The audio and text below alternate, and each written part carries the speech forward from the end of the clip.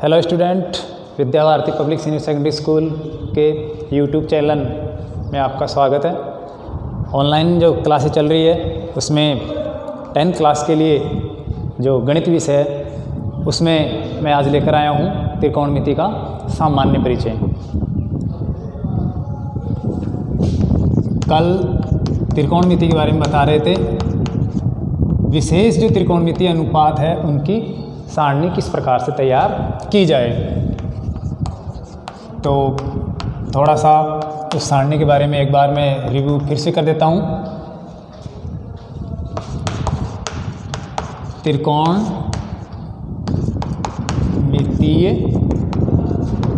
अनुपातों की सारणी। कल आपको मैंने बताया था कि एक त्रिभुज के अंदर 3 भुजाएं होती है। समकोण त्रिभुज के अंदर कर्ण, लंब और आधार, और तीनों भुजाओं के अंदर आपस में 6 अनुपात पाया जाता है, जिन्हें sign, cos, tan, cot, sec, cosec, ये 6 नामों से जाना जाता है।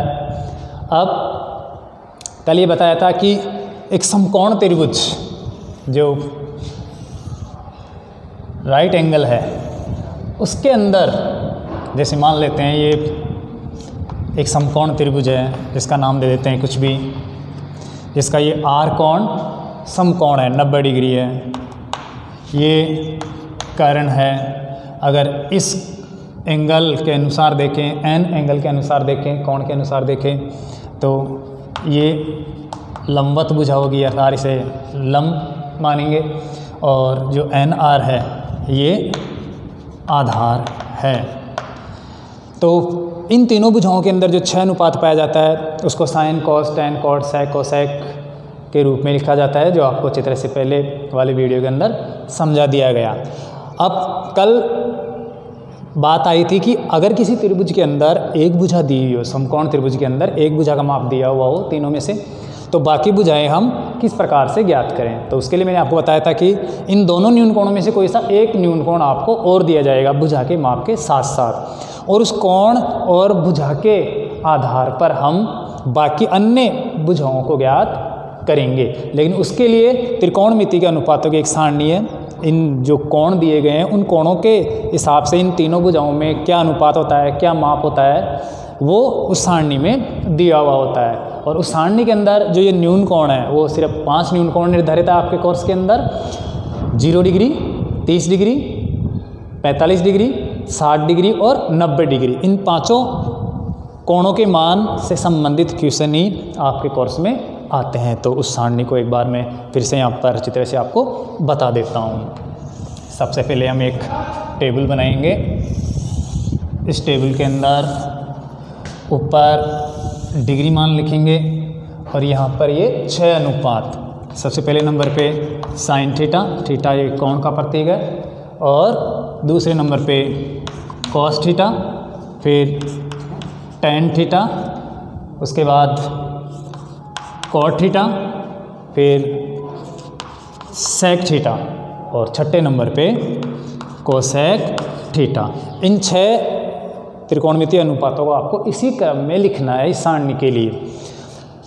अगर आप इनका अनुपात, भुजाओं में क्या अनुपात है ये चाहो तो ये भी लिख सकते हो, जैसे साइन थीटा बराबर लंब बटे कर्ण, कॉस थीटा बराबर आधार बटे कर्ण, टेन थीटा बराबर लंब बटे वे आधार, फिर कॉट बराबर आधार बटे लंब, सेक बराबर कर्ण बटे वे आधार, और कोसेक बराबर कर्ण बटे वे लंब। जो आपको मैंने एक ट्रिक बताया था लाल बटे कक्का, उसके हिसाब से इनका अनुपात आप निकाल सकते हो। तो उनको मैं रहने देता हूँ। यहाँ पर हमें डिग्री मान के हिसाब से इनका क्या अनुपात होता है ये प्राप्त करना है, जिससे कि सारणी बिल्कुल कंप्लीट रूप से तैयार हो सके।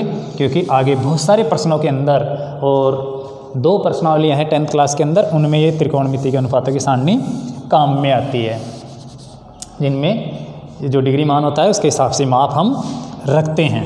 तो सबसे पहले ध्यान रखना है आपको 0 डिग्री, 0 के बाद में 30 डिग्री, 30 के बाद में 45 डिग्री और उसके बाद में 60 डिग्री और अंतिम मान 90 डिग्री। इनको आप रेडियन पद्धति में भी लिख सकते हो जो आपने 9th क्लास में पढ़ा था, तो ये आपको बाद में और बता देंगे। फिलहाल हम नॉर्मल सामान्य रूप से सिंपल तरीके से आपको बता रहे हैं जिससे कि अच्छी तरह से याद हो सके। फिर आगे आगे इसको धीरे धीरे इसकी कठिनाइता को बढ़ाते जाएंगे।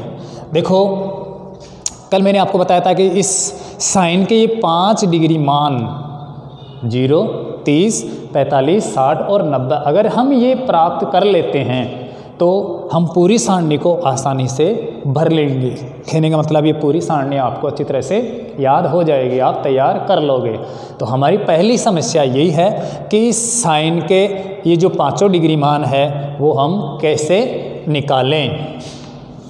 यहाँ पर अनुपात लिख देता हूँ और यहाँ पर डिग्री मान। तो ये वेरी इंपॉर्टेंट बात है कि साइन 0, 30, 45, 60 और 90 के मान हम कैसे निकालें। तो इसके लिए एक सिंपल सा तरीका है। जैसे मान लो आपको sine 0 degree, 30 degree, 45 degree, 60 degree और 90 डिग्री के मान चाहिए। देखिए ये अगर मिल जाएंगे तो इनसे आप सारणी पूरी तैयार कर लोगे जो मैं भी आपको बताऊंगा। तो यहाँ पर 0 से शुरू करेंगे हम गिनती, 4 तक की गिनती। 0 है तो 0, 1, 2, 3 और 4। 0, 1, 2, 3, 4 लास्ट में 4 आया तो सबके बटे में हम 4 4 लगा देंगे। तो 0, 1, 2, 3, 4 बटे 4, यहाँ पर बटे 4, इसके बटे 4, बटे 4 और अठे 4, ये 4 4 लगा देंगे हम। अब इसके बाद हमें क्या करना है, इनका वर्गमूल निकालना है, अर्थात इनके अंडर द रूट लगा देंगे हम। तो इसका भी वर्गमूल, इसका भी वर्गमूल, ये अंडर द रूट के निशान लगा देंगे। ये 5 मान जो साइन के हैं वो ही यहाँ पर 0, 30, 45, 60 और 90 के मान हैं। तो यहाँ पर जिन जिन का वर्गमूल निकलता है वो आप निकाल के रख सकते हो, बाकी को आप ऐसे भी रख सकते हो। तो देखो पहले है 0/4, 0/4। 0 में किसी भी संख्या का आप भाग देंगे, 0 के अलावा किसी भी संख्या का भाग देंगे तो उसका मान 0 ही होगा। और ये इसका मतलब 0 है और 0 का वर्गमूल भी 0 ही होता है, 0 ही होता है। तो ये मान आ गया 0, अर्थात ये साइन 0 का मान 0 होता है। यहाँ पर आते हैं हम 30 डिग्री। 30 डिग्री में 1/4 है। 1 का वर्गमूल अगर हम निकालें तो 1 होता है और 4 का वर्गमूल 2 दूना 4 अर्थात 2 होता है। तो ये 1/2 हो गया साइन 30 का मान। आगे चलते हैं 45 डिग्री में 2/4 है। देखो आप 2/4 को सरल कर सकते हो आराम से, क्योंकि 2 2 से ये आपस में विभाजित हो रही है, कट रही है। तो आप इसको सरल कर सकते हो, जैसे 2 एकम 2 और 2 दूने 4, अर्थात कुल मिला के ये अंडर द रूट 1/2 है। हमें 1/2 का यहाँ पर मान लिखना है वर्गमूल निकाल कर। तो 1 का वर्गमूल आप जानते हो 1 हो गया, 1 का वर्गमूल 1, और 2 का वर्गमूल अगर हम निकालें तो पूर्ण रूप से नहीं निकाल सकते, क्योंकि अंडर द रूट 2 एक अपरिमेय संख्या है जो आपने पिछली क्लास में पढ़ा था। तो इसको हम अपरिमेय ही रहने देते हैं, अर्थात अंडर द रूट में ही रहने देते हैं, ऐसे कैसे बैठा देते हैं बटे में। तो ये अंडर द रूट 2 हम ऐसे कैसे यहाँ पर लिख देंगे। अब चलते हैं आगे हम 60 डिग्री के नीचे साइन 60 वाला, वो है अंडर द रूट 3। ये अंडर द रूट 3/4। अब यहाँ पर देखो ये सरल भी नहीं हो रही है और कट भी नहीं रही है, और अगर ऊपर वाले 3 की बात करें तो उसका वर्गमूल भी नहीं निकलता है, क्योंकि अंडर द रूट 3 भी एक अपरिमेय संख्या है। तो उस अंडर द रूट 3 अंश को हम अंडर द रूट में ही रहने देते हैं, ऐसे कैसे लिख देते हैं। तो ये अंडर द रूट 3। अब बात करते हैं हम बटे की। यहाँ पर बटे में 4 है, 4 का हमें रूट अर्थात वर्गमूल निकालना है। तो 4 का वर्गमूल होता है 2, जो हम यहाँ पर आराम से लिख देंगे। अब हम चलते हैं साइन 90 के मान पर। यहाँ पर देखो 4/4 है जो आराम से सरल हो रहा है। 4/4 को आप 1/1 भी कह सकते हो। तो या बिना सरल किए भी अगर आप लिखोगे तो भी कट कर ये वही 1/1 आएगा। तो 1 का वर्गमूल 1 होता है, बटे में 1 का वर्गमूल है वो भी 1 हो जाएगा। तो ये हैं साइन के 5 मान जो आप आराम से याद कर सकते हो उस ट्रिक से, या फिर आपको ये 5 मान रट के या कैसे भी याद करने पड़ेंगे। इनसे ही हम बाकी सारे जो cos, tan, cot, sec, cosec है उनके मान प्राप्त कर सकते हैं, वो भी आसानी से, बहुत ही सरल है। तो मेन बात यही है कि ये साइन के पांचों मान हम अच्छी तरह से तैयार कर लें, फिर एक कमज़ोर से कमज़ोर छात्र भी ये बाकी के मान आराम से निकाल लेगा, ये सारणी भर लेगा। और एग्ज़ाम के अंदर जो क्वेश्चन आएंगे उनको हल करने के लिए हमें इस सारणी में से मान उठाने पड़ेंगे और वो मान उठाकर हम क्वेश्चन में रखकर उसको सरल करेंगे। तो ये सारणी बनाना आपको आना ज़रूरी है। तो फिलहाल मैं मान लेता हूँ कि आप ये साइन के पांचों मान याद कर लोगे, तो ये मानकर मैं आगे के प्रोग्राम को आपको बताता हूँ। देखो यहाँ पर साइन 0 का मान 0 है, अर्थात अकेला 0 लिख रखा है हमने, जबकि इनमें 1/2, 30 का मान, 45 का मान 1/2 है, 60 का मान 3/2 है, 90 का मान 1/1 है, कुल मिला के एक भिन्न के रूप में, अनुपात के रूप में। जबकि यहाँ पर तो हम खाली 1 डिजिट ही लिख रखे हैं, तो इसको भी हम एक भिन्न का रूप, अनुपात का रूप दे देते हैं, अर्थात बटेवे के अंदर इसके 1 लगाकर, क्योंकि 1 लिखने से इससे कोई फर्क नहीं पड़ता है, प्रत्येक संख्या 1 से डिवाइडेशन रहती है हमेशा। तो ये अब एक भिन्न का रूप बन गया। अब हम साइन के पांचों मान भरने के बाद हम कोसेक के पांचों मानों को भरेंगे कंटिन्यू यहीं पर। तो देखो आपको कल मैंने बताया था कि साइन का मतलब होता है 1/2 कोसेक, अर्थात साइन का व्युत्क्रम करो तो कोसेक बन जाएगा, कोसेक का व्युत्क्रम करो, अंश का हर और हर का अंश, तो वो बन जाता है कोसेक का मान। आप जानते हो साइन में होता है लम बटेवे करण, तो कोसेक में होता है करण बटेवे लम, अर्थात अंश हर बन जाता है, हर का अंश। तो ये आप यहाँ पर भी इनके मानों को भी, ये जो मान है उनको भी अगर ऐसे पलट देते हो तो बस ये नॉर्मल सी बात है, कोसेक के मान बन जाएंगे। तो हम यहाँ पर 0/1 का सीधा इस 0/1 को उठाकर इस नीचे वाले ब्रैकेट में, बॉक्स में डाल देंगे, अंश का हर और हर का अंश बनाकर। तो ये 0/1 आ जाएगा 1/0, अर्थात उल्टा हो जाएगा, अंश हर और हर अंश बन जाएगा। अब यहाँ पर 1/0 है, अर्थात 0 का भाग लग रहा है, और 0 का किसी भी संख्या में भाग देते हैं तो उसका मान अनंत होता है। अनंत अर्थात अपरिभाषित, जिसकी कोई परिभाषा नहीं दे सकते, अर्थात उसकी गणना नहीं कर सकते। और अनंत को आप यहाँ पर अपरिभाषित या अनंत रूप में भी लिख सकते हो, एक छोटा सा प्रतीक है वो भी आप यहाँ पर लिख सकते हो, ऐसे छोटा 8 की तरह। तो ये अनंत का प्रतीक, तो यहाँ पर अनंत भी लिख सकते हो। देखो साइन 0 के मान को यहाँ पर सीधा डाल दिया। अब है साइन 30 का मान 1/2 है, उसको आप व्युत्क्रम करके सीधा इस कोसेक के मान में आप 30 डिग्री वाले बॉक्स में लिख दो। तो 1/2 का हो जाएगा 2/1। ऐसे ही साइन 45 का मान 1/2 है, उसको अंश हर और हर अंश बनाकर यहाँ पर लिखेंगे। तो √2 ऊपर और 1 नीचे हो जाएगा, तो ये √2 और बटेवे 1 नीचे, ये इसका मान हो गया। चलते हैं साइन 60 के मान को कोसेक 60 के मान के अंदर व्युत्क्रम करके लिख देते हैं, अर्थात √3/2 को सीधा 2/√3 लिख देंगे। तो ये 2/√3। अब चलते हैं हम साइन 90 के मान को, इसको 1/1 को 1/1 ऐसे कैसे लिख देंगे, क्योंकि अंश भी एक ही है, वही है, और हर भी एक ही है, सेम टू सेम है। तो इस प्रकार से बिना किसी दिक्कत के, बिना किसी परेशानी के आप इस कोसेक के पांचों मान अच्छी तरह से याद कर सकते हो। तो इसके लिए ज़रूरी था ये साइन के 5 मान आपको याद होना।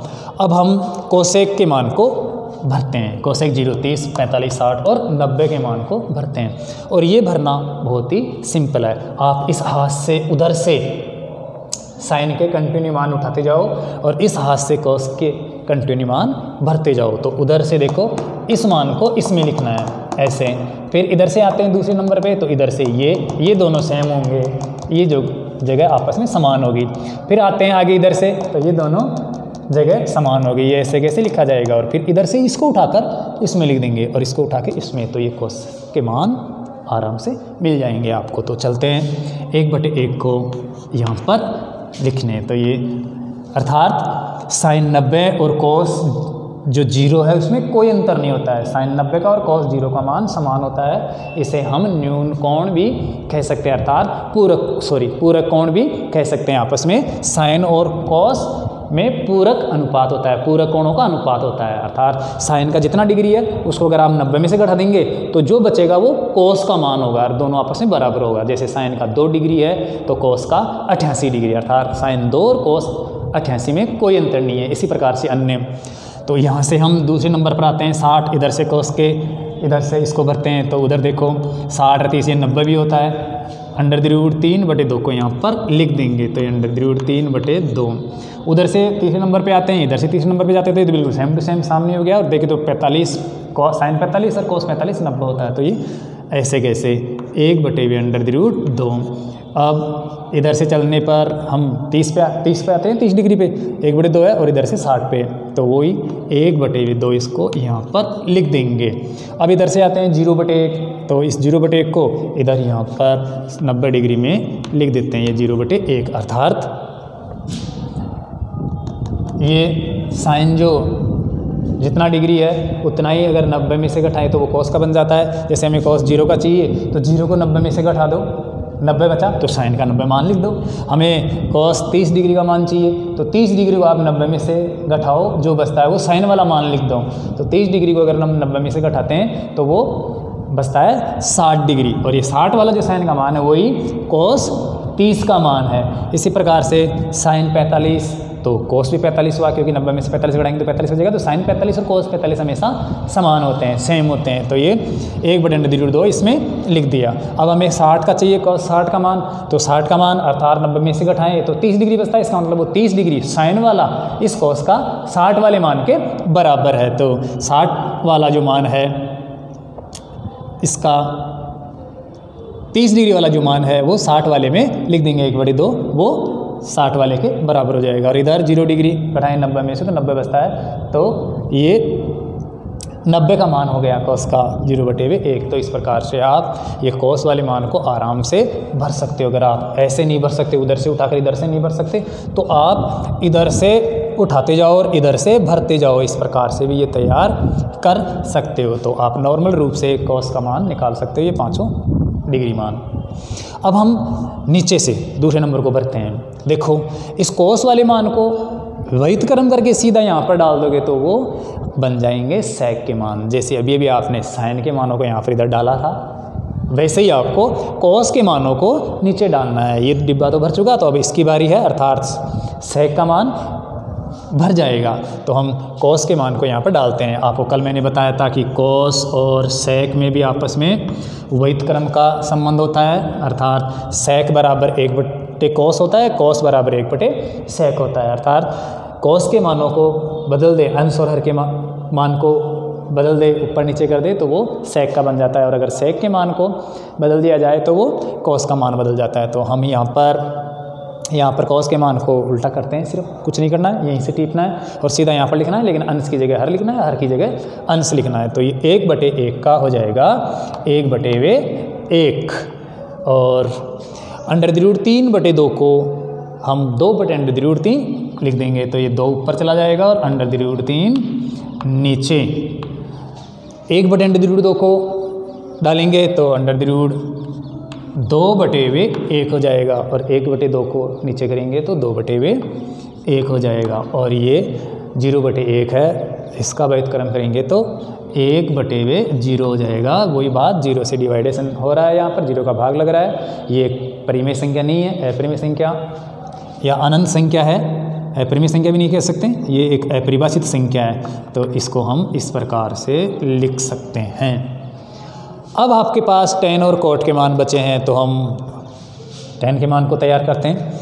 देखो पहले ये बटे का निशान लगा देते हैं, क्योंकि ये तो लगेगा ही लगेगा। अब देखो tan का मतलब होता है लंब बटे आधार, लंब बटे आधार। साइन के अंदर जो लंब है वो tan में लिख दो, लंब का मतलब अंश, क्योंकि लंब बटे आधार, साइन का मतलब होता है लंब बटे करण। तो लंब, ये लंब वाले जो मान है, अर्थात नॉर्मल सी बात है, साइन के अंश वाले मानों को cos के ये tan के अंशों में बैठा दो। तो tan का यहाँ पर क्या आएगा, पहले हम अंश अंश लिख देते हैं। तो यहाँ पर देखो सीधा ही अंश में लिख रहा हूँ मैं, sin 0, ये sin 0। फिर आगे चलता हूँ, इस भिन्न का अंश हर से कोई मतलब नहीं है, ये ऐसे कैसे अंश में ऐसे कैसे निकलना है, इसी में सिद्ध में, और ये ऐसे कैसे एक, ये √3 और ये 1 का 1। तो ये tan के अंश में क्या आएंगे, वो तो कंप्लीट हो गए। अब हम इनके बटे में क्या लिखें, तो बटे में देखो आपको मतलब tan का मतलब होता है लंब बटे हुए आधार, आधार लिखना है हमें नीचे हर की जगह आधार, अर्थात कोस, कोस का मतलब होता है आधार बटे हुए करण, तो कोस वाले आधार को अर्थात कोस वाले अंश को, जैसे यहाँ पर हमने साइन वाले अंश को लिखा, अब नीचे हम कोस वाले अंशों को लिखेंगे जो बिल्कुल ही नॉर्मल है। तो आपको यहाँ से टीपना है, नकल करनी है। ये एक देखो अंश, लेकिन लिख रहा हूँ हर में, ये ध्यान रखना आपको।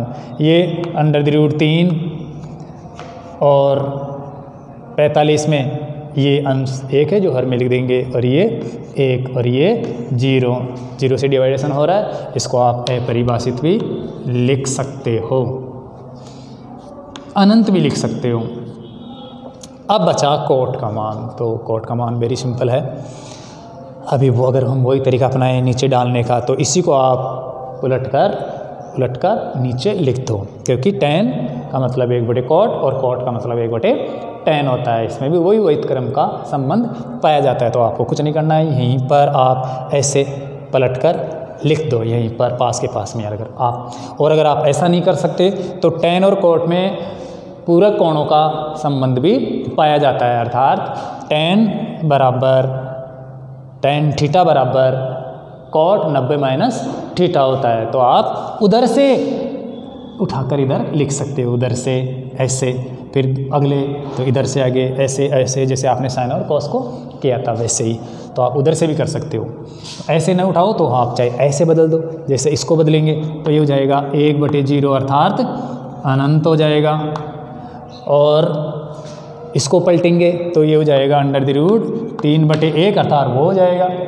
इसको पलटेंगे तो ये 1/1 है, और ऐसे कैसे यही है। इसको इसमें लिख दें या इसी को पलट देते हैं, तो इसी को पलट देते हैं, √3/1 हो गया, और इधर से उठाएं उधर रखें या इसी को पलट दें तो ये 0 ऊपर और 1 हो जाएगा, जिसका मान 0 ही होता है। तो ये इस प्रकार से आप सारणी बिल्कुल आराम से कंप्लीट रूप से तैयार कर सकते हो, और आगे जो क्वेश्चन है उनको हल कर सकते हो। तो अब हम इस सारणी के उपयोग से कुछ प्रश्नों को हल करेंगे, कुछ प्रश्नों को हल करके देखेंगे कि इस सारणी का क्या उपयोग है। तो हम कुछ प्रश्न ले लेते हैं अपनी इच्छा से, और फिर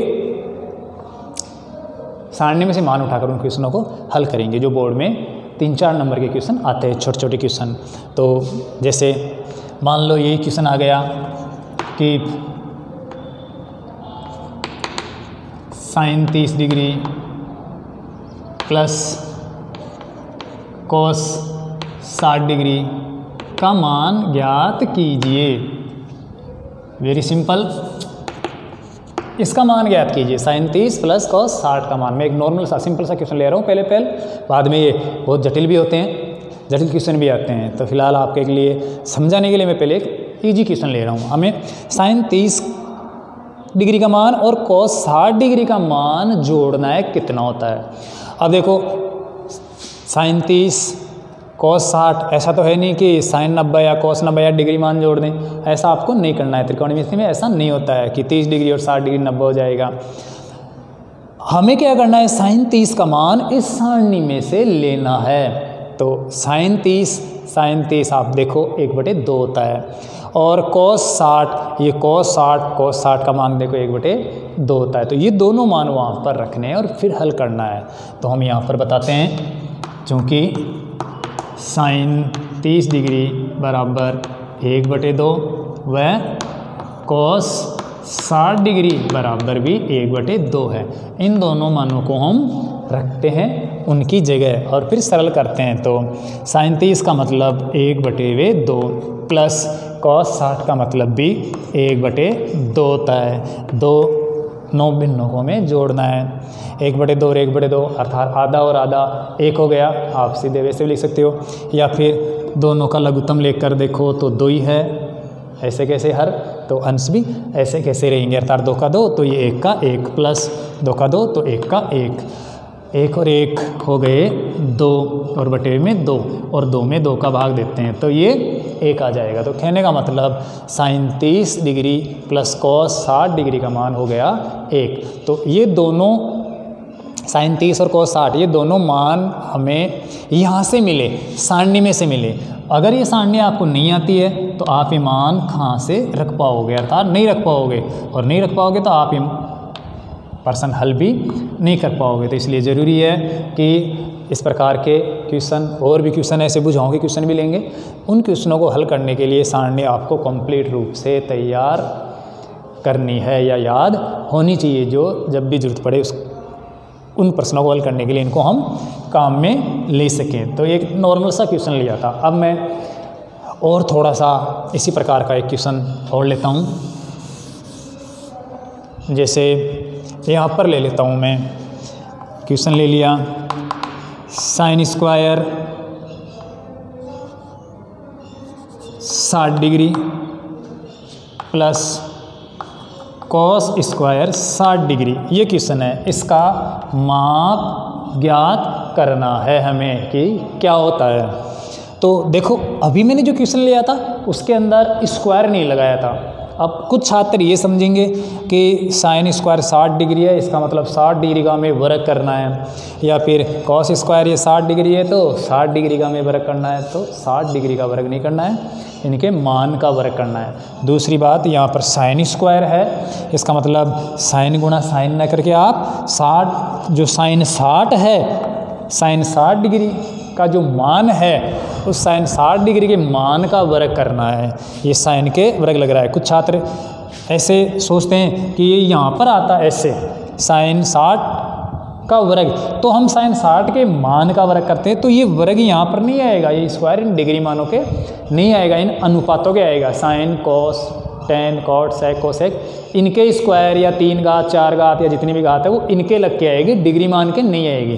तो आप ऐसा मत सोचना कि हमें इनके मान का वर्ग नहीं करना। तो साइन स्क्वायर का मतलब है साइन 60 डिग्री के मान का स्क्वायर। तो आप बताओगे या सारणी में से देखोगे पहले कि चूँकि साइन 60 डिग्री बराबर क्या होता है, आप साइन आराम से साइन के टेबल रो और 60 डिग्री वाली नीचे वाली है उनके अंदर देख सकते हो। साइन 60 का मान है √3/2, तो ये √3/2 हो गया।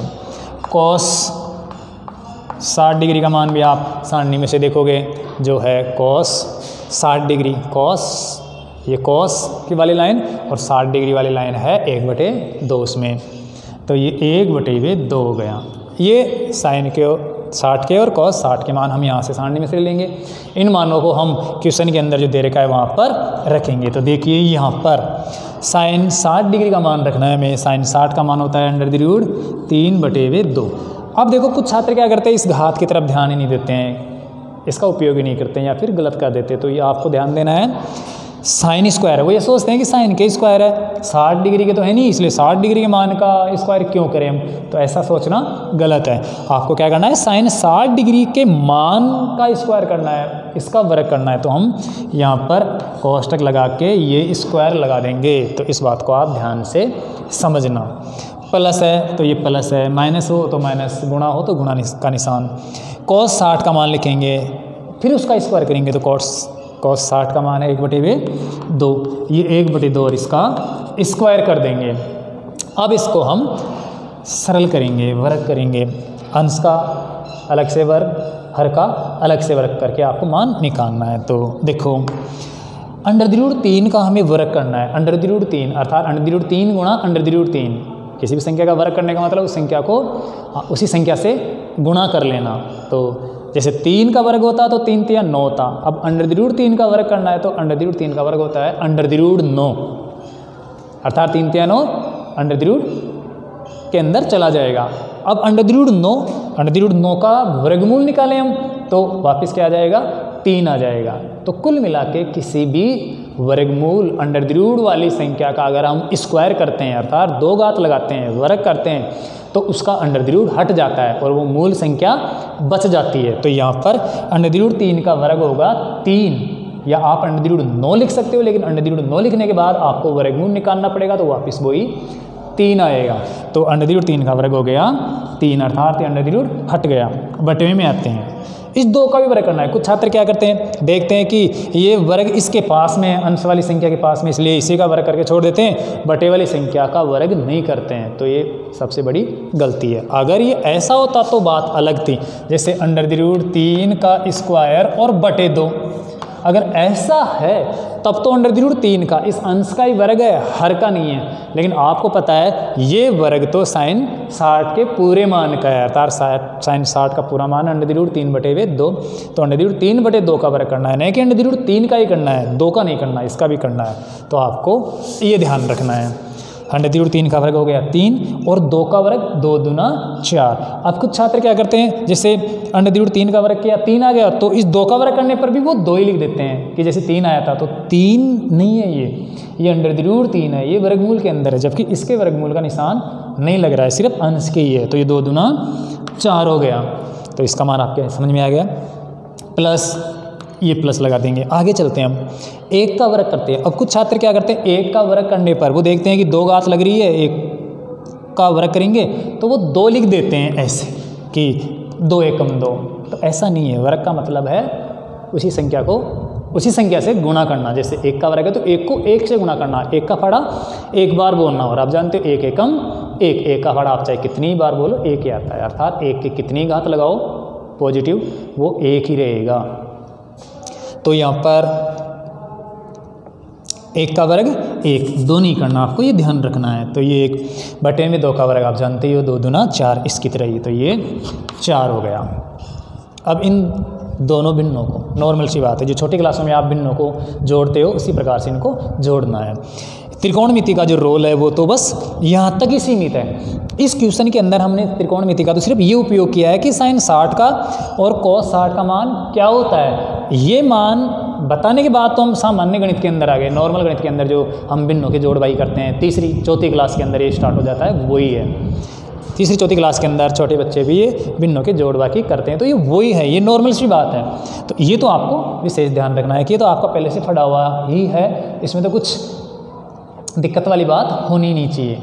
और यहाँ पर सिर्फ परेशानी वाली बात हो सकती है तो ये है कि sin 60 का मान कितना होता है और cos 60 का मान कितना होता है। उसी के लिए मैंने ये 2 दिन हो गए ये सारणी आपको मैं बता रहा हूँ, ये मान क्या होते हैं 30 डिग्री 45 डिग्री 60 डिग्री 90 डिग्री के sin cos tan cos sec cos sec के। तो ये आपको अगर अच्छी तरह समझ में आ जाता है तो आप ये मान रख के आराम से कर सकते हो। तो इन दोनों भिन्नों को जोड़ते हैं। 3/4 का मतलब होता है 1/4, अर्थात 1 में उतना कम, पाव कम। अब ये 1/4 का मतलब चौथा हिस्सा है, अर्थात 1 किलो का या किसी भी 1 का चौथा हिस्सा। तो ये जितना कम है उतना ये, अर्थात जोड़कर आप सीधे कर सकते हो कि 1/4 और पाव पूरा 1 हो गया, तो इसका 1 उत्तर आ गया। और अगर आपको इस बात समझ में नहीं आता है तो आप इसको गणित के अनुसार आराम से लघुत्तम लेके जोड़ लो, अर्थात हर रो का लघुत्तम लिया जाता है। हर रो का लघुत्तम का मतलब एक ऐसी संख्या जिसके अंदर दोनों रो का पूरा भाग चला जाए और वो छोटी छोटी संख्या हो। तो फिलहाल इसको छोड़ो। 4 और 4 अर्थात इनका लघुत्तम आ गया 4। 4 के अंदर 4 का भाग देंगे, 1 बार जाएगा, जितनी बार जाता है उसको अंश से गुणा करते हैं तो उतना ही आता है। तो 3 + 4 एकम 4, तो ये 1 एकम 1, 3 और 1 4/4, 4 से 4 कटा भाग गया तो 1 आ गया। तो ये 1 आंसर आ गया। ध्यान दो, ये बहुत ही इजी क्वेश्चन लिया है मैंने, लेकिन इसी प्रकार के कितने भी जटिल क्वेश्चन हो उनके अंदर आपको ये सारणी के मान रखने हैं और उनको बाद में सरल करना है। तो कल के वीडियो में हम आपके लिए थोड़े जटिल प्रश्न लेकर आएंगे जिनको इस सारणी के आधार पर हल करेंगे, और उसके बाद आगे हम इस त्रिभुज के अंदर आएंगे और भुजाओं का माप ज्ञात करना सीखेंगे, अर्थात कुछ दूरी ऊंचाई से संबंधित क्वेश्चनों को लाएंगे। तो फिलहाल आज आपके लिए इतना ही। आप इस YouTube चैनल को सब्सक्राइब करना और जो लाइक बटन है उस पर क्लिक करना, जिससे कि आपको आगे की वीडियो आसानी से उपलब्ध हो सकें और सूचना भी आपको ऑटोमेटिकली मिल जाएंगी।